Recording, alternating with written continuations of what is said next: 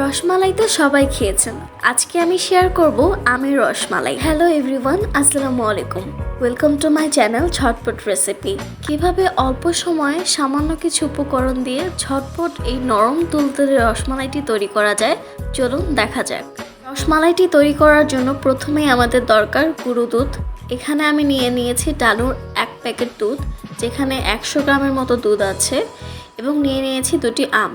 তবে এক্ষেত্রে আপনারা ডানুর 10 টাকার দুধের প্যাকেটগুলো ব্যবহার করতে পারেন, সেক্ষেত্রে 5টি কি 6টি হতে পারে। শুরুতে একটি মিক্সিং ট্রেতে প্যাকেটে থাকা অর্ধেকের চেয়ে একটু বেশি দুধ নিয়ে নিব। এখন দিয়ে দিচ্ছি 1/2 টেবিল চামচ বেকিং সোডা অথবা বেকিং পাউডার। আমি এখানে 2 টেবিল চামচ পরিমাণে বাটার ব্যবহার করছি, তবে আপনারা বাটারের পরিবর্তে ঘি ব্যবহার করতে পারেন। ঘি ব্যবহারে এটার স্বাদ এবং গন্ধ আরও সুন্দর হবে।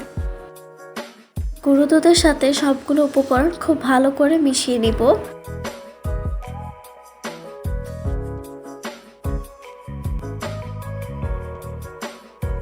ঠিক এইভাবে যখন মাখানো হয়ে যাবে, তখন আগে থেকে ফেটানো একটা ডিম এতে দিয়ে দিব।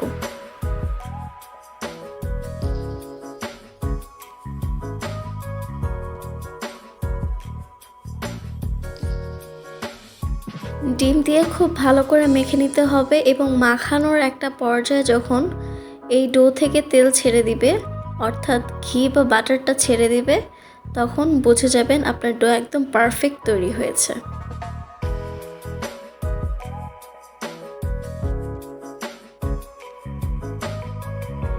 দেখতেই পারছেন আমার ডোটা বাহির থেকে তেল তেল লাগছে।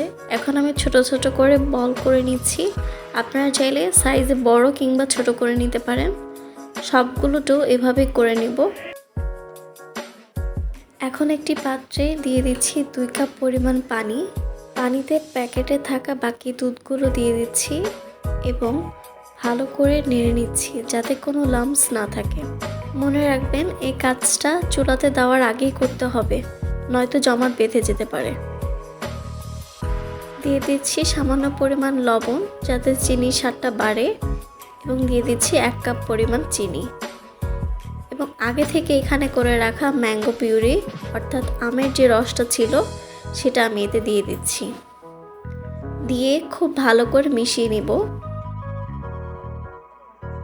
মিশানো হয়ে গেলে এ পর্যায়ে চুলার ফ্লেমটা অন করে দিব এবং বলক আসা পর্যন্ত অপেক্ষা করব।